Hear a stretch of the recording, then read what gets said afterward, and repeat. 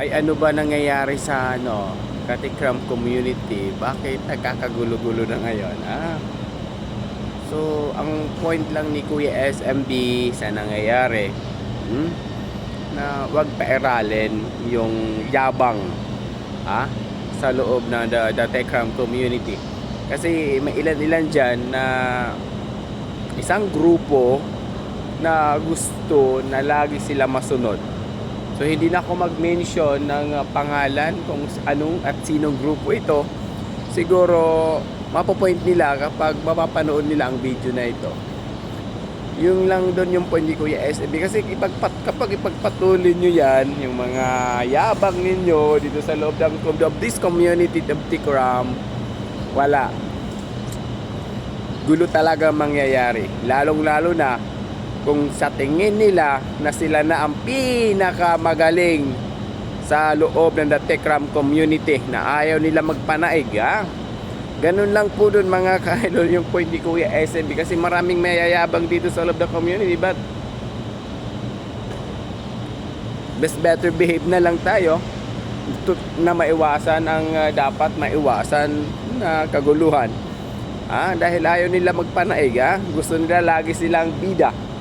Ayaw nila magpatalo na kahit alam nila na mali sila sa ginagawa nila, pero pinagpapatuloy pa rin nila dahil pinapairal nila, pinapakita nila sa kanilang grupo na walang makakatalo sa atin. Dahil tayo ang magaling sa community ito, ay yung grupo natin ang magaling sa community na ito. Ganun lang po doon. And never na ako mag-mention, mag-comment regarding sa anong nangyari. Never na ako mag-mention kasi almost dito may mga bago pa bida-bida na di ba?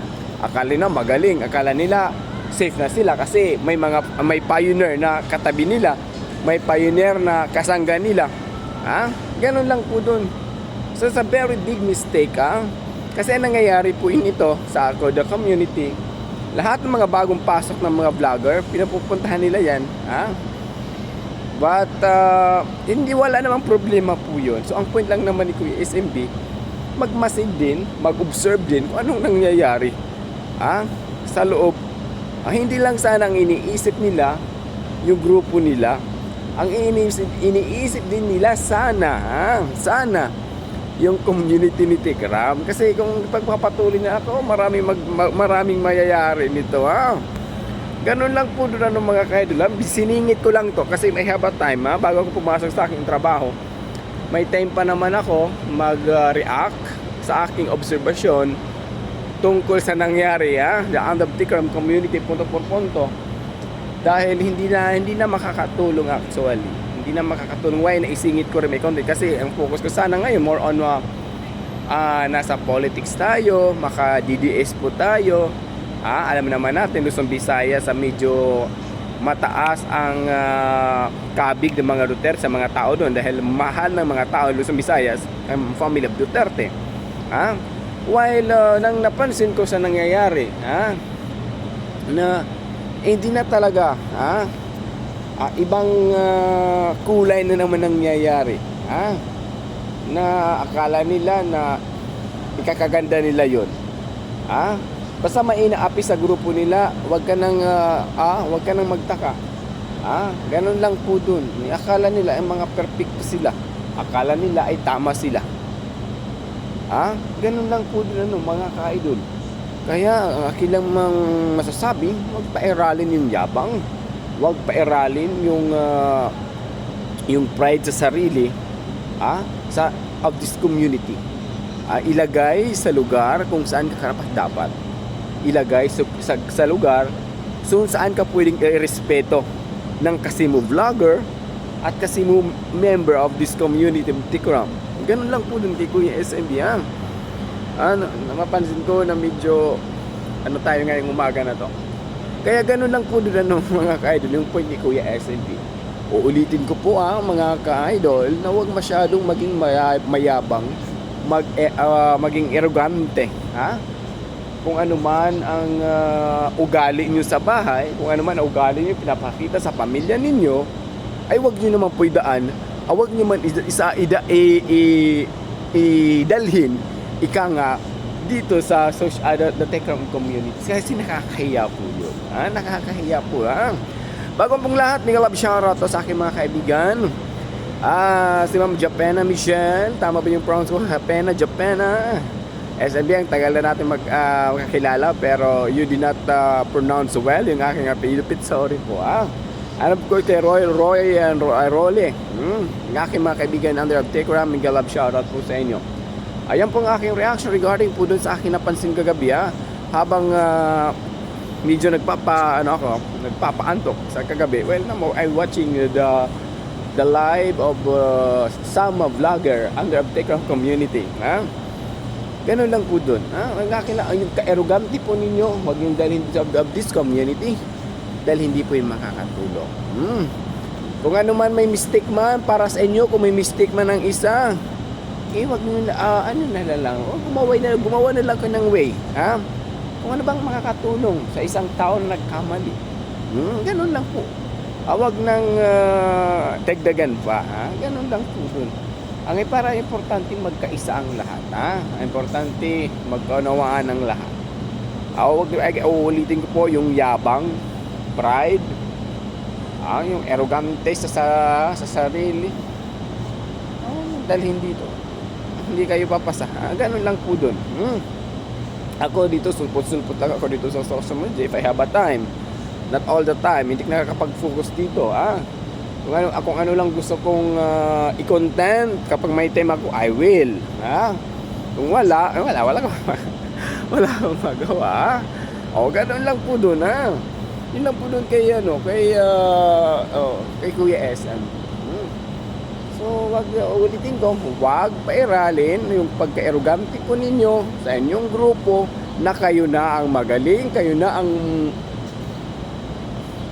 queen of all. Ganun lang po dun. Kayo na ang bida. Ganun lang po dun. Why na hindi ako pumasok sa isang grupo dahil alam ko yung grupo na yon na isa lang ang kanilang hithiin. Kapag ganung grupo ang isang page, hindi na ako nagjo-join. Kapag nakikita niyo si SMB nagjo-join, at least gusto ni Kuya SMB yung grupo na yon. But kapag makita po ninyo na walang pangalang SMB sa isang page, it means hindi ko gusto ang page na yon dahil may mga ayaw po doon. Ganun lang po doon mga ka-idol. May ayaw lang. Kahit naman sino sa atin. Anyway, yun lang naman ang point ni Kuya SMB na maging wag maging mayabang at mataas ang tingin sa sarili. Wag ganun. At saka sa mga baguhan katulad ko dito sa community of Tekram, maging masyadong mabunganga, nawala ka naman sa lugar na ito at saka hindi mo iniisip yung pinagsasabi po ninyo dahil actually that is not good example as a vlogger, as a influencer, dahil dito sa social media. Ganun lang po dun.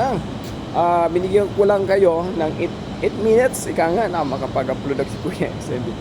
Miguel John, Miguel Pare John and yung kanyang asawa, I forgot her name, sorry. Miguel shoutout, ang aking mga idol ng vlogger, Miguel shoutout. You know that,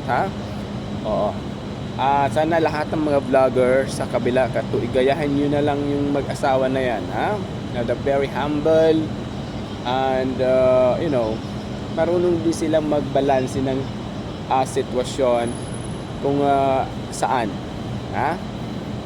dapat ilagay ang isang bagay yung gamit na ilagay doon. Sana maintindihan po ninyo yung point ni Kuya SMB. Isipin nyo muna bago kayo magbitiw ng salita, bago kayo magpuda sa live, bago kayo and everything sa live, na hindi kayo makakasagasa ng ibang tao at hindi mabigyan ng masamang kahulugan punto per segundo. Anyway, hanggang dito na lang po tayo dahil papasok na si Kuya SMB sa kanyang obligasyon. Maraming salamat. Good morning po sa lahat. Again, sa mga nang bago dyan, again, all eating ko po, don't forget to of this channel and follow of course sa aking FB page. Maraming salamat again. This is Kuya SMB para sigurado, punto por punto, fact na fact, and full na full. Don't forget to subscribe and follow. God bless. Have a good day.